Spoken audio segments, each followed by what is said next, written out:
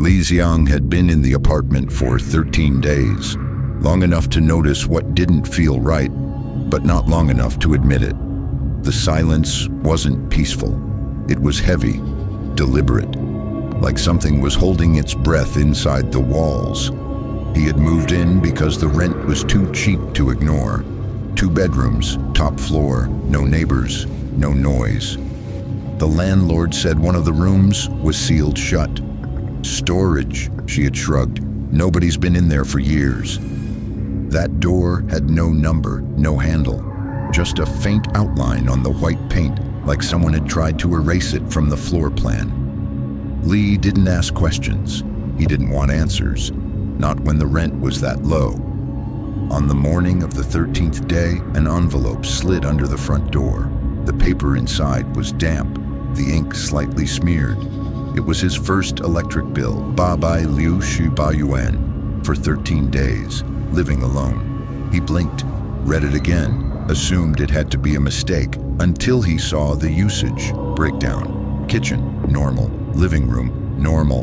Bedroom, low. Second room, 61.4% of total consumption. The locked room, the one with no number.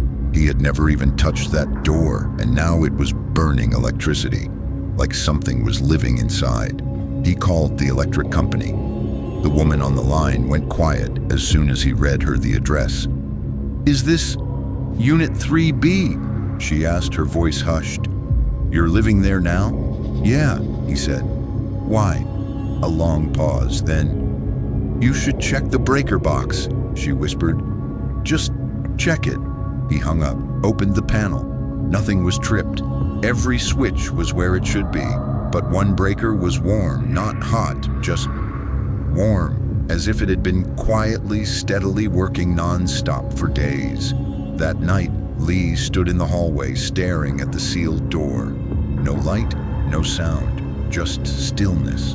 But as he turned to leave, just for a moment, he saw a flicker, a faint yellow light, leaking from beneath the door, like the room had been waiting. And now, it knew he was watching. Li didn't sleep that night. Not really. He dozed off around 4 in the morning and woke up again at 5, drenched in sweat, with the image of that yellow light still etched into his mind. He told himself it was nothing, a faulty wire, old building, weird angles. He told himself a lot of things. None of them helped. By noon, he gave up trying to act normal. He called the electric company. After a long wait and 5 robotic menu options, a human voice finally came through. A woman, calm, polite. "Good afternoon, how may I assist you?" "Yeah, I'm calling about my bill," Li said. "I think there's a mistake." He read her the address. Building 9, 3rd floor, Unit 3B. There was a pause, just long enough to feel unnatural. "Sir, you said Unit 3B. "Yeah?" "You're currently living in that unit." His throat felt tight. "Yes, since 2 weeks ago. Why?" Another pause. Then she lowered her voice. "You didn't see anything unusual when you moved in?" Her tone changed, softer, as if afraid someone else might be listening. "No," Li lied. "What kind of unusual do you mean?" But she didn't answer right away. Instead, she asked, "Did the landlord mention a second tenant?" She said 1 room was locked. That's it. The woman on the phone sighed, like someone remembering something she wasn't allowed to speak of. "We've had complaints before," she said finally. "Spikes in usage, lights flickering at odd hours, reports of humming sounds, even when the power was off." Li stared at the locked door across the apartment. Still shut. Still wrong. "I thought the room was empty," he said quietly. "I thought it was sealed." "It was a long time ago," she replied, "after an incident." "What kind of incident?" Another pause, then a click. The line disconnected. That night, the hallway felt longer, quieter, darker. He stood in front of the locked door. No light beneath it now, just wood and shadow. He reached out and gently knocked. The sound echoed strangely, as if the space behind it was too deep, like the room had no end. He turned to go, but stopped. He could hear it, faint but real, a low hum, electric, and something else underneath. A whisper that wasn't quite a voice. Not yet. Lee didn't tell anyone, not his co-workers, not his cousin back in Guangzhou, not even himself, really. Because if he said it out loud, then it was real, and he wasn't ready for real. But the room was not staying silent anymore. He could hear it.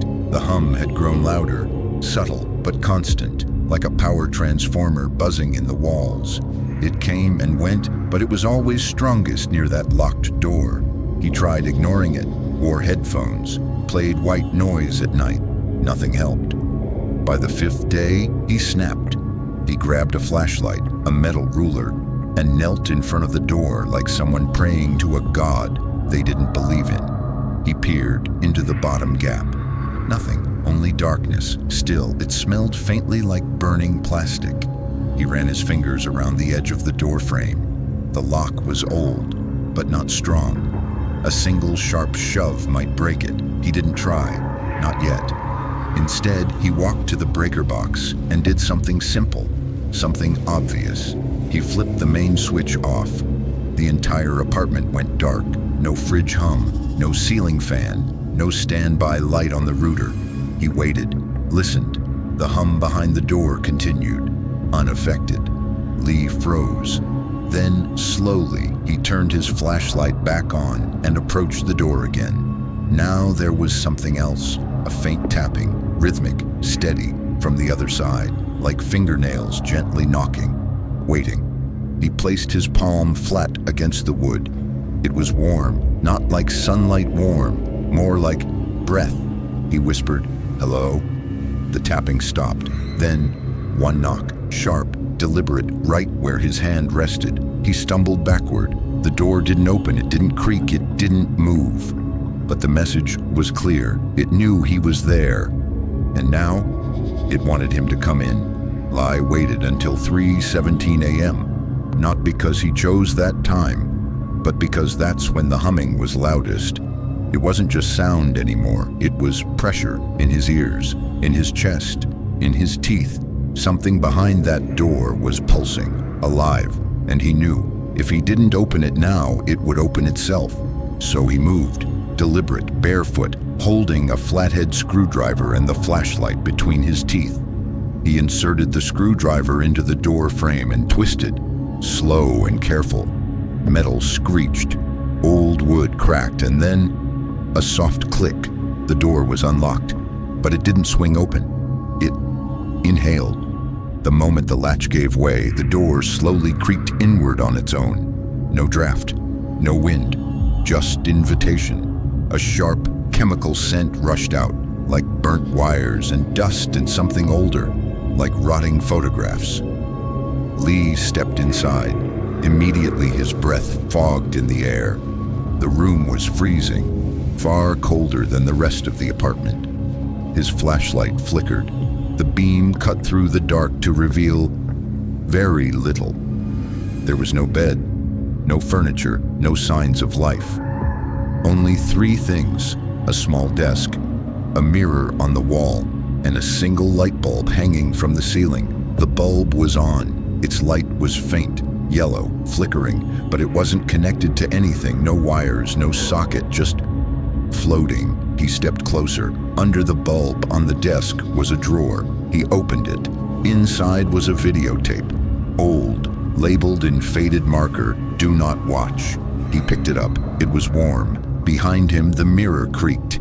He turned around, and that's when he saw it. His reflection wasn't moving. It stared back at him, perfectly still, not blinking, not breathing. Then, it smiled. Lee dropped the tape and ran. He didn't close the door, didn't look back, didn't sleep. The bulb stayed on, all night, even with the breaker off. By morning, Lee still hadn't closed the door. He kept glancing down the hallway, half expecting to see the mirror staring back at him from the dark. But nothing moved.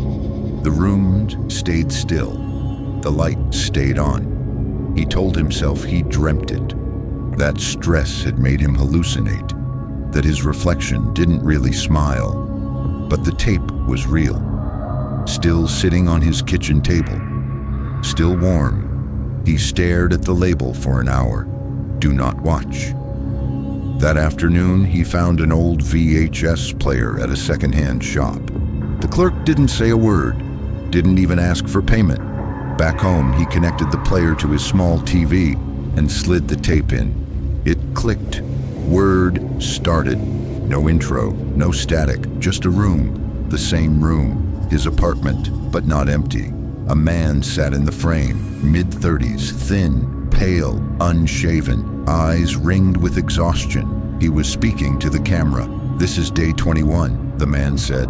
"My name is Aaron Lau. I live in Unit 3B. If anyone finds this, don't open the door." Lee's heart stopped. The man continued. "I thought it was just a wiring issue at first. Strange power surges, lights flickering. But then I started hearing the whispering." On the screen, Aaron leaned closer.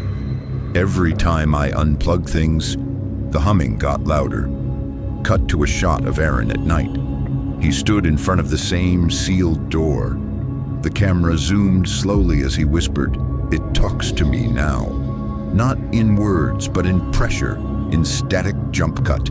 Aaron was inside the room. He pointed the camera at the mirror.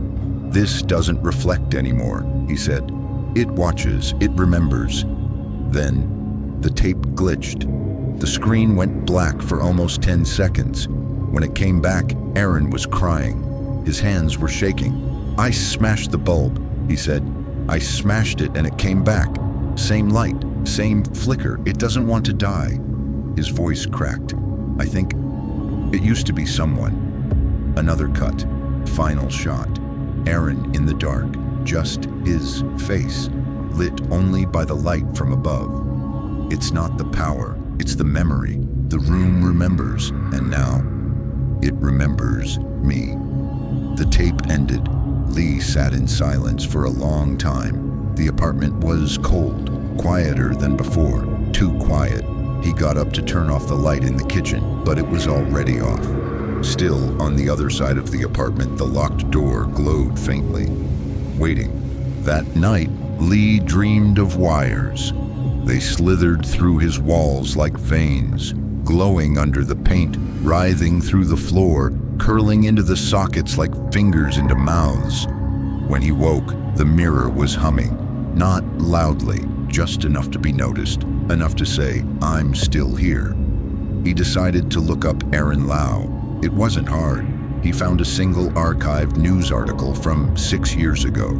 It wasn't a headline, just a small column in the back pages. Local man reported missing after weeks of erratic behavior. No signs of forced entry. Last seen in Building 9, Unit 3B. That was it. No follow-up, no body found, no updates. It was as if Aaron had vanished, swallowed by the unit. Lee felt a sharp chill, like someone whispering directly into his spine. He called the landlord. She didn't pick up. He called again. No answer. So he left a voicemail. "I need to talk to you about the second room, about the person who lived here before. Please call me back." She never did. By the next evening, the apartment began to change. Lights flickered, not just in the second room, but everywhere. The hallway light turned on by itself.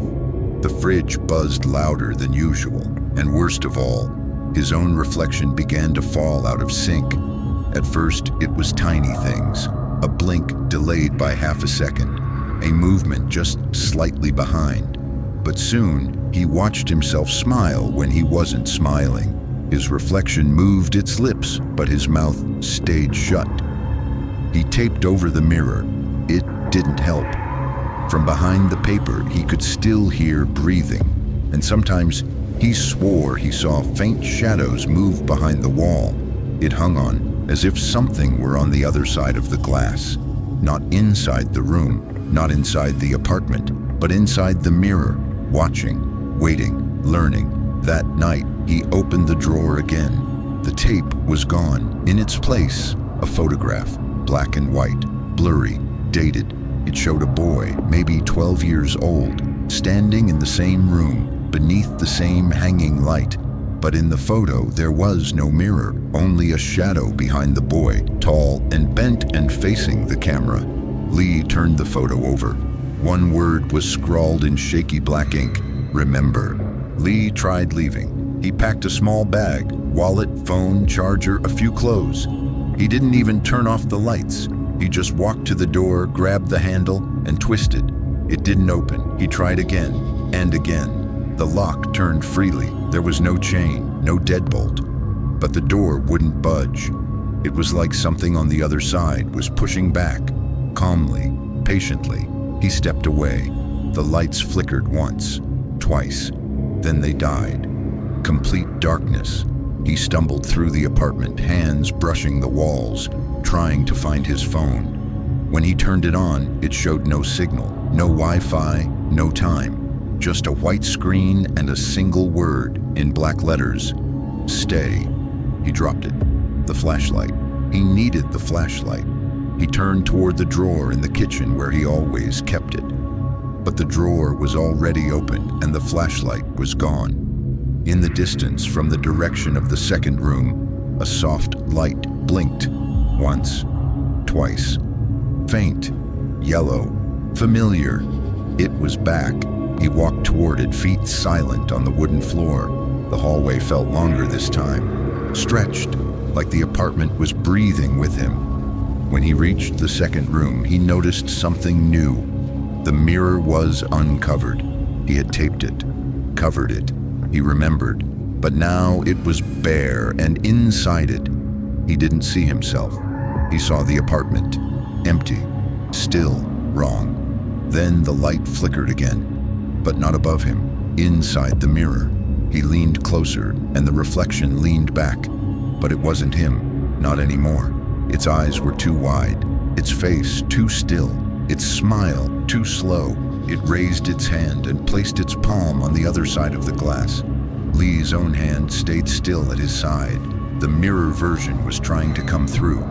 Suddenly, the bulb above him began to hum, louder than before, deeper, a sound like grinding metal and insects in a jar. He looked up.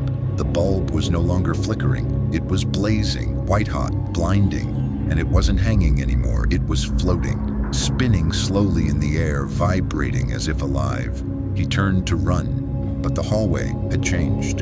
It was longer, darker, twisting away from him like a tunnel with no end.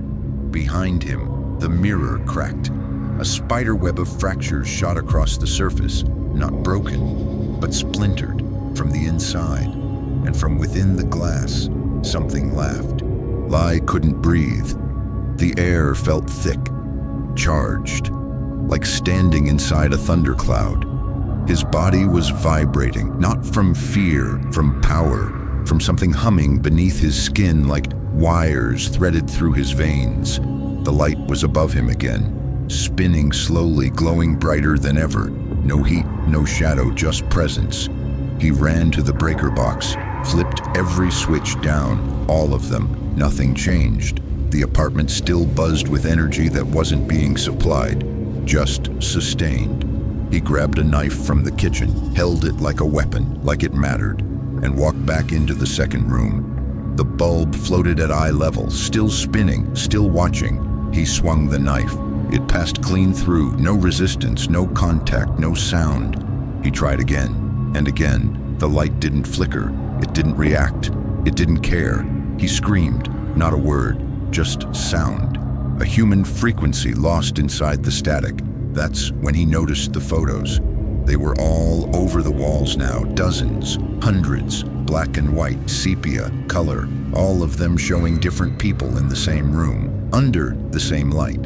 Some of them were smiling, some screaming, some were blurry, mid-motion, mid-collapse. And in every photo, that light was there, always there. He dropped the knife. His legs gave out. He collapsed to his knees. The buzzing grew louder. A scream made of volts, of voices layered on top of one another in dozens of languages and none at all. He covered his ears, but it was inside him now, in his teeth, in his spine, in his memory. He looked up one last time. The bulb wasn't floating anymore. It was lowering, slowly, down to eye level, then chin, then chest, until it pressed gently against his sternum, and then it entered. There was no wound, no flash, no blood, just absorption. The light slipped into him like breath into lungs, and the buzzing stopped. He stood up, walked to the mirror. His reflection was back. It smiled, and this time, so did he.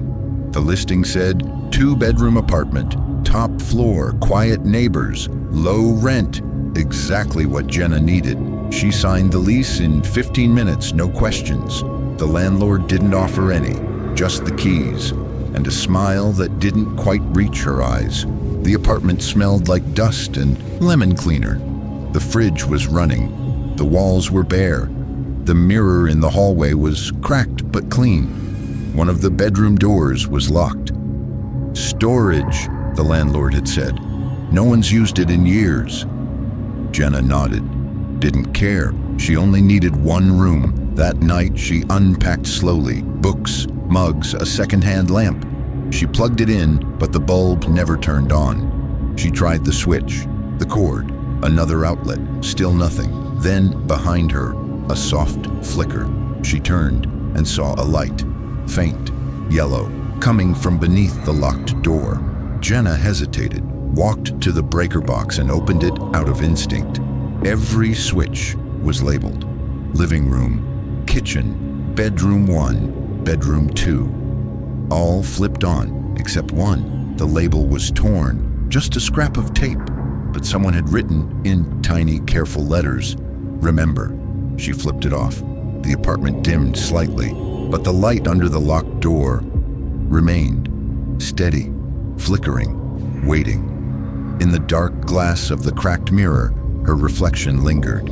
It smiled a moment too late. The light never needed power, only memory, and now it had a new one.